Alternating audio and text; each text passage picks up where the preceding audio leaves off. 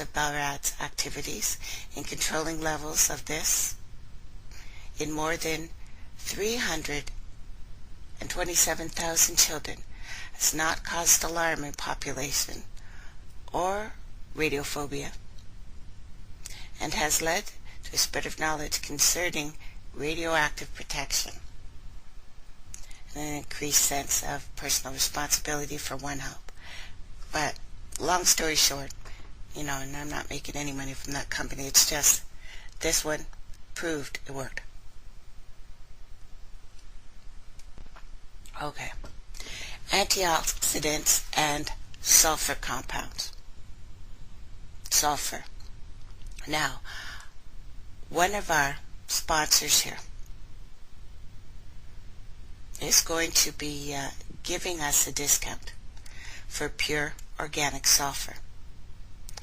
And this is one way to go for it. And I'm going to talk about a bunch, but if you went to organic sulfur health.com, just if you can't wait for a couple days, go there and just say Tracy sent you from turtleislandnews.info. And I know people listen to this in archives, so go later and I'll put a notice up.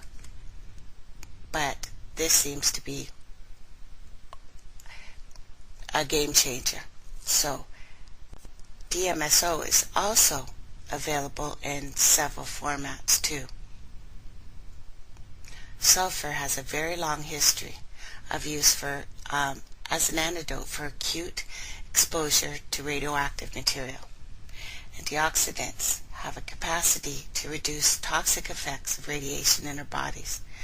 All the early research identified sulfur-containing antioxidants as among the most beneficial therapeutic effects. So, the DMSO is classical sulfur compound, a powerful antioxidant, exactly what we need for detoxification and protection from radiation.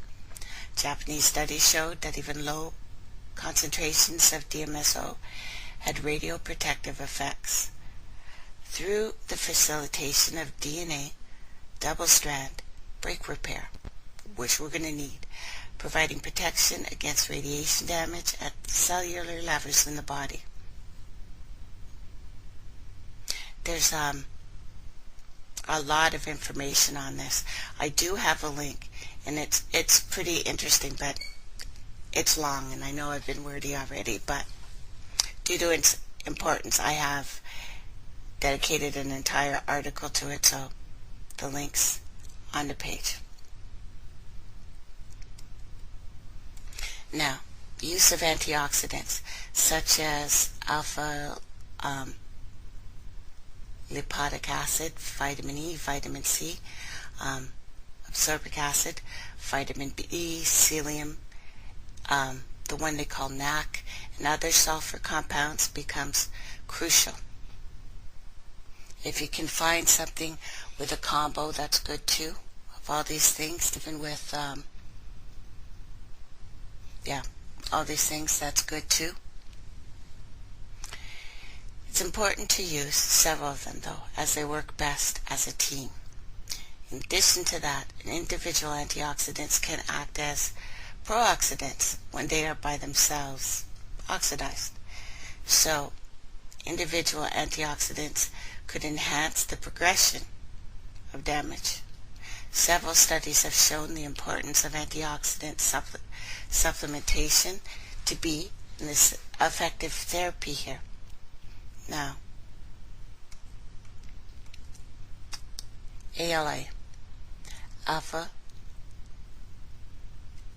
lipoic acid, I think that's right, is also crucial. It is water and fat soluble, also capable of crossing the blood-brain barrier, and we need this.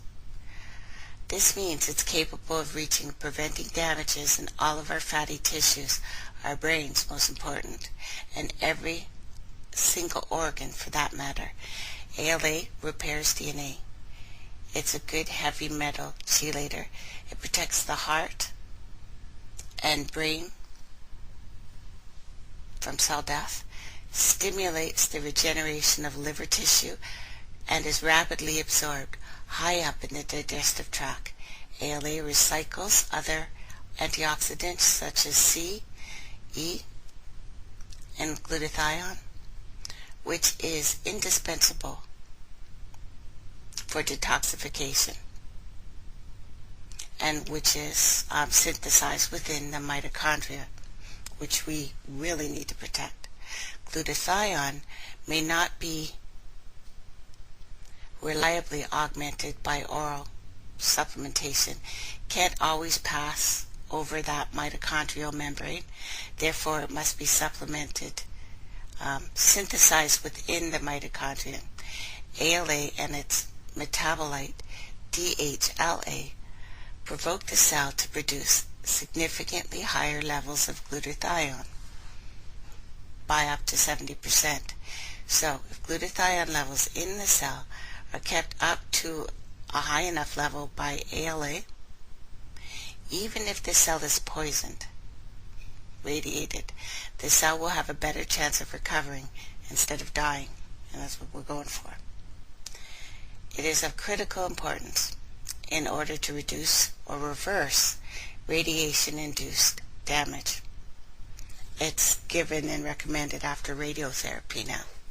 The recommended dose of ALA is 100 milligrams twice a day with meals, although others have taken higher doses between like 300 milligrams and 600. A study conducted on some that worked in the Chernobyl cleanup operation 10 years after the accident showed that 600 milligrams of lipoic acid for 2 months was able to normalize many, if not all, of their lab abnormalities. So there you go. Okay, antioxidant NAC. So this is a source of glutathione and sulfur together. An excellent supplement to take. Studies have suggested that it might prove effective in saving individuals exposed to lethal and even just sublethal radiation doses with few or no side effects at all. Individuals even exposed to, well, in comparison, they get out scot-free, I guess. That one's available worldwide, thank God. Around 500 milligrams twice a day is a good dose, although some have used great success with much more, up to 5 grams of it per day in a hospital setting, but I would just wait. If you're not feeling well, do it. 7-day cycles, basically, of this NAC. 7 days on, 7 days off. We don't have to start all of these, but we might want to start some of these. So I'm just going to give you everything I've found. Okay? Other important supplements: magnesium and vitamin C. For more information on the forms of magnesium and dose recommendation, I have a link here, but you guys can look too. Calcium and magnesium both help your body pass off strontium-90, and make sure to take enough magnesium in order to properly metabolize the levels of calcium, right? Vitamin C, ascorbic acid, 1 to 4 grams as daily maintenance, good dose, during detox, right, or acute exposure will probably be required. Vitamin C can not only protect against radiation, but it helps start repair damage from previous exposure. It also can be handy in case of infections. You can try taking 4 grams vitamin C 3 times a day. If you get sick, if you start having diarrhea, you know you've taken too much. That's a side effect of too much vitamin C. You go to the bathroom. So, see no signs of intestinal gurgles, you can increase your dose if you feel like. Also consider a good vitamin B complex to help normalize the red and white blood cell count, since destruction of white blood cells by radiation lasts for extended periods of time.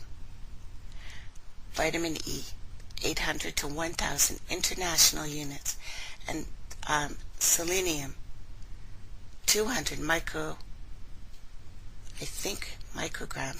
per day. Also important since radiation studies evidence for synergetic effects of vitamin E and selenium together. And again, protection. Zinc, too, has been successful, used as a chelate to chelate americum, believe it or not, 241, from nuclear accident victims. Natural zinc will also help body eliminate several toxic heavy metals, including cadmium, aluminum, and lead. Recommended dose is 50 milligrams per day. Might also want to supplement yourself with a good little mineral complex in order to avoid deficiencies or imbalances brought on by increasing your zinc intake. If there's a deficiency in potassium,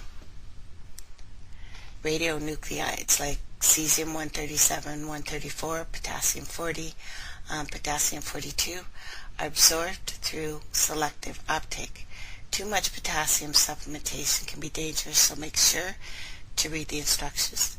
Melatonin, other than being our sleeping hormone, also has very powerful antioxidant properties. Animals suggest the whole body irradiation, and given melatonin exhibited increased survival and protection against irradiation-produced oxidative damage. It was apparent throughout the entire body. More importantly, melatonin administered orally results in higher circulating levels and more rapidly increasing tissue concentration. As soon as exposure occurs, depending on the wind direction or after exposure, people living a distance could protect themselves by oral administration of melatonin, which can be adjusted repeatedly as required. That alone could help. Curcumin, which is awesome, right? Naturally occurring compound contained in the spice turmeric, which I am drinking now. Contained in the tea Tracy's drinking. Curcumin has been found antioxidant, anti-inflammatory, anti-tumor. The activity in a variety of animal models anyway, of human diseases including radiation-induced pulmonary diseases.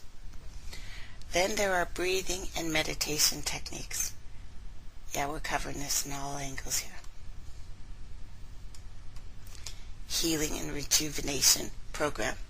Also key to detox. And this one has been proven effective, believe it or not. It includes well-known stress control techniques that stimulate the vagus nerve, which activates the parasympathetic system, which is a powerful anti-inflammatory system. Also includes well-known emotional releasing techniques can be applied to improve symptoms associated with breathing difficulties, autoimmune diseases, mood problems. It reduces oxidative stress with an improvement of overall antioxidant status. Hold on. So lots of diseases this can help, right? Hold on, guys.